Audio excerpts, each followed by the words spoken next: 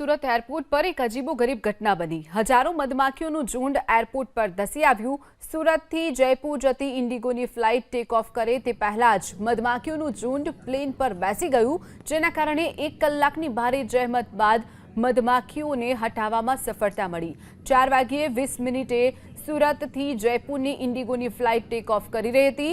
મુસાફરો તમામ પ્લેનમાં બેસી ગયા હતા। તમામ મુસાફરોનું લગેજ પ્લેનમાં લોડ થઈ રહ્યો હતો। આ દરમિયાન જ હજારો મધમાખીઓનું ઝુંડ સુરત એરપોર્ટ તરફ ધસી આવ્યું। આ સાથે જ ઇન્ડિગોની ફ્લાઇટના પ્લેનમાં લગેજના દરવાજા પર હજારો મધમાખીઓ બેસી ગઈ। વધુ મધમાખીઓ પણ આવી રહી હતી, તેથી એરપોર્ટના સ્ટાફમાં પણ ભાગદોડ મચી ગઈ હતી।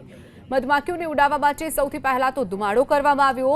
જો કે ધુમાડો કરવા છતાં પણ મધમાખીઓ પ્લેન ઉપરથી ઉડવાનું નામ જ નહોતી લઈ રહી, જેથી એરપોર્ટ ખાતે રહેલા ફાયર બ્રિગેડને બોલાવવામાં આવ્યું। ત્યારબાદ પાણીનો મારો ચલાવી મધમાખીઓને ઉડાવી દેવામાં સફળતા મળી હતી, જેથી સુરત જયપુરની ફ્લાઇટ 1 કલાક લેટ ઉડી હતી।